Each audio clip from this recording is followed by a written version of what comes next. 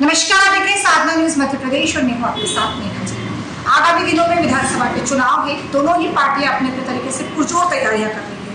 दोनों ही पार्टियां ये दावा कर रही है कि इस बार सत्ता में वो आएगी। आज हमारे साथ एक लोकप्रिय पार्षद राजू भदौरिया जी हैं, जिन्होंने कड़े संघर्ष के बाद अपनी जनता के बीच एक लोकप्रियता बनाई है।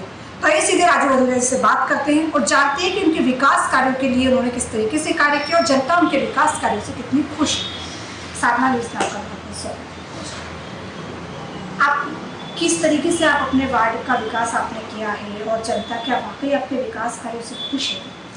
पिछले 7 साल से मेरे वार्ड में काम नहीं होते। उसके पीछे एक जीत विधायक जी के पार्षद ने एक चाका कांड हुआ था। उसके बाद में विधायक जी और महापौर की आपस में नहीं पटी और उन्होंने अपने पार्षदों को नगर निगम में नहीं जाने दिया, जिसका भुगतान आम जनता को भुगतना पड़ा। क्योंकि पार्षद जब तक नगर निगम में जाएंगे तो उनकी फाइल पास नहीं होंगी, वर्क ऑर्डर नहीं होंगे तो स्वाभाविक बात है काम नहीं होगा। उसका पूरा बोझ आज हमारे वार्ड पे हमारे ऊपर आया। जैसे हम पार्षद बने, जगह जगह कहीं स्टॉर्म वाटर नहीं है, कहीं पे ड्रेनेज की समस्या है, कहीं पे पानी की समस्या है। तो इन सब चीज़ों की फाइल बना के हम सबने ओके कर दी हैं। लगभग जहाँ जहाँ समस्या है हम लोग पर डे एक बूथ घूमते हैं 200 से 250 और उन लोगों से खुद पूछते भैया आपको क्या समस्या क्या है। फिर हम एक पूरा वार्ड का दौरा करने के बाद में उनकी जन समस्या में जो जरूरतमंद समस्या है उनको टारगेट करके उनकी फाइलें बनाते हैं और उसको काम करते हैं। राजू जी, आपका एक बहुत चर्चित मामला था, शिंदे जी और आपके आपस में हॉट टॉक होती है, लेकिन जनता का ये कहना है कि वो आपके साथ खड़े हुए हैं, तो आप क्या कहेंगे इसमें? मेरा यही है, सबसे पहले मेरी जनता मतलब मेरा वोटर मेरा भगवान को इतना मानते हैं। मेरा वार्ड मेरा परिवार है। शायद सत्ता के मधमस्त में भूले हमारे चंदू शिंदे जी जनता से वोट तो लेना जानते थे, लेकिन उससे अच्छा व्यवहार करना भूल गए। नो डाउट जनता ने उनको जिताया, कुछ तो काम किया होगा उन्होंने, लेकिन काम के साथ साथ आज जनता रिस्पेक्ट, स्वाभिमान, सम्मान के साथ जीना चाहती है। उनका जनप्रतिनिधि उनके सम्मान के साथ जिए, क्योंकि वो पार्षद जब भी बनता है जब जनता वोट देती है।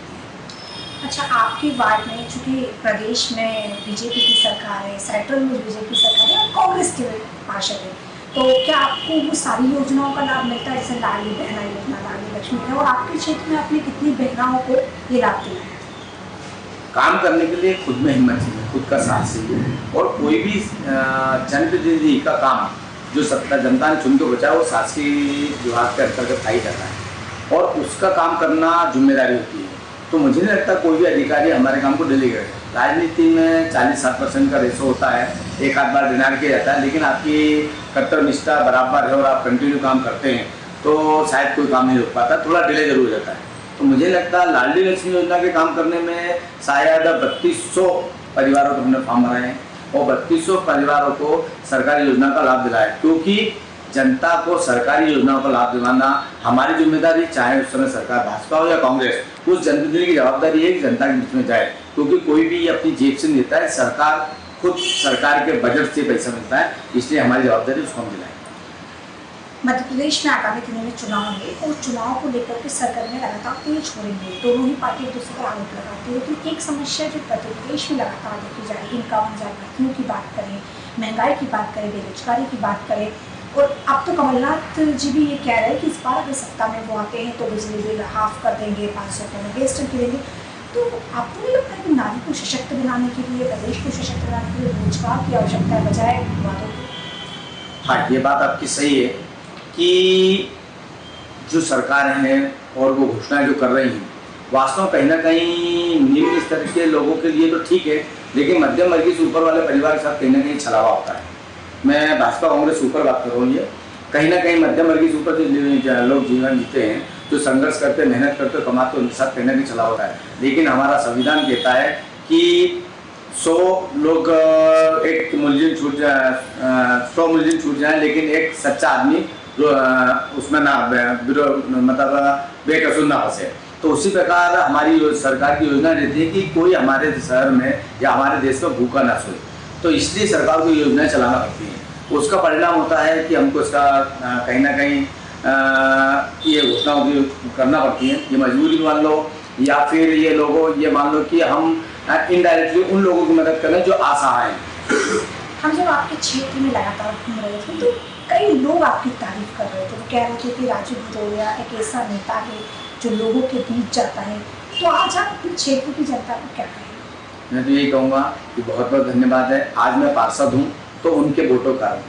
जैसे किराने की दुकान के लिए ग्राहक उनका भगवान होता है, इसी प्रकार मैं पार्षद बना हूँ तो मेरा वोटर मेरा भगवान है और उनको मैं उसी तरह से काम करना चाहता हूँ। उनका खासकर काम होना नहीं होना, प्रायोरिटी होना ये अपनी जगह है, लेकिन सम्मान मान सम्मान देना मेरी जवाबदारी है। तो उनका मान सम्मान में कभी कोई कमी नहीं रखता हूँ। मेरे दोस्त के माँ बाप हैं तो मैं बराबर उनको पाँव छू के सम्मान करता हूँ। भले ही पार्षद आज बन गया हूँ, लेकिन हम जो सम्मान पहले देते हैं वो आज भी देते हैं। राजू जी, अब जब चुनाव होने वाले हैं, इतने करीब आ गए चुनाव, तो आपको क्या लगता है मध्य प्रदेश में कांग्रेस कितनी सीटों से आएगी? क्या आपको लगता है कि मध्य प्रदेश में इस बार कांग्रेस की सत्ता आएगी? 100% सरकार आएगी। इसका नतीजा ये, सबसे पहले तो जो गद्दार लोग हैं वो 100% खुद बीजेपी के लोग उन लोगों को जो गद्दारी करके आए उन्हें टिकट देंगे या अपने लोगों को टिकट देंगे। सबसे पहले तक समय 40 सीटें ऐसी हैं और 40 सीट के बाद में एक शिवराज सिंह चौहान ने ढेरों घोषणाएं कर रखी हैं, लेकिन फुलफिल कुछ नहीं है। जैसे कि मैं आपको बताऊं, 2017 से आज तक ना पीएससी हुई है। अगर पीएससी हुई तो उनके रिजल्ट नहीं आए। पटवारी भर्ती का घोटाला आप देख ही रहे हैं। बेरोजगारी के ऊपर जितने युवा हैं, आज ना एसएफ की भर्ती हुई, ना बीएसएफ की हुई है, ना पुलिस की भर्ती हुई है, ना छात्रों की भर्ती हुई है, ना बीएसएनएल भर्ती हुई है, ना रेलवे में भर्ती हो रही है। जितनी भी स्टेट गवर्नमेंट की जितनी भी शासकीय योजनाएं हैं या शासकीय कंपनियां हैं जिनके अंदर लोगों को रोजगार दिया जाता है, जिसको स्थायी रोजगार कहते हैं, उनमें कहीं भी वैकेंसी के नाम पर कुछ नहीं बनाया। तो आप सरकार जब आएगी तो क्या इसलिए की वैकेंसी बराबर अगर हमारी सरकार आती है तो 100% वैकेंसी भी निकाली जाएगी। हमारे कमलनाथ जी के पास एक विजन है, वो बहुत बड़े उद्योगपति भी हैं। उनको पता है कि सबसे पहले अगर व्यक्ति को व्यवस्थित करना है, जैसे रामायण में कहते हैं ना, भूखे पेट वजन ना हो, तो कमलनाथ जी को पता है बेरोजगारी के बगैर हम युवाओं को या अपने लोगों को सही साथ तरीके से देश को नहीं चला सकते या प्रदेश को नहीं चला सकते। तो प्राथमिकता रहेगी रोजगार कैसे। राजू जी, हम जब देखते हैं कि मध्य प्रदेश हमेशा से आदिवासी बहुमूल्य क्षेत्र रहा है और हाल ही में सीधी जिले में जो कांड देखा गया उस पर कांग्रेस ने भी लगातार टिप्पणियां करी, बीजेपी भी अपनी बातें रख रही थी, लेकिन शिवराज जी ने उस व्यक्ति के पेट हिला करके क्या ये साबित कर दिया कि वो आदिवासी के साथ खड़े हुए? कांग्रेस के लिए आरोप लगाती है कि वो ढोंग कर रहे हैं। एक्चुअल में देखा जाए कि वास्तव जिस विक्षिप्त आदमी के साथ में जो दुर्घटना हुई है, मुझे तो लगता है कि जिसके पाँव धुला है वो व्यक्ति वो है ही नहीं जिसके पाँव एक्चुअल में धुलना चाहिए।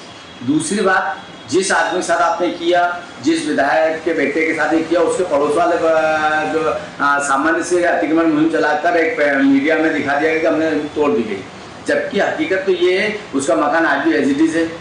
एक फॉर्मेलिटी की गई है हकीकत में तो, और जिस व्यक्ति के पाँव धुलाए गए वो व्यक्ति भी तो दूसरा ही है।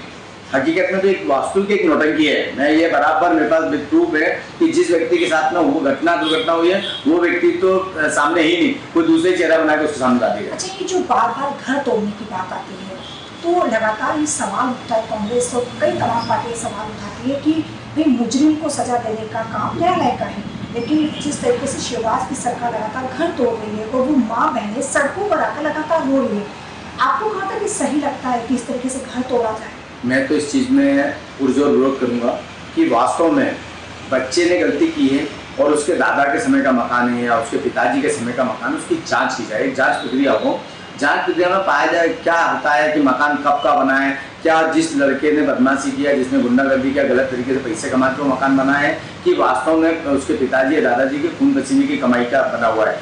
ये एक समीक्षा होना चाहिए और उस समीक्षा के बाद गुंडे बदमाशों को सुरक्षित करने का निर्णय लिया जाना चाहिए। बहुत बहुत धन्यवाद।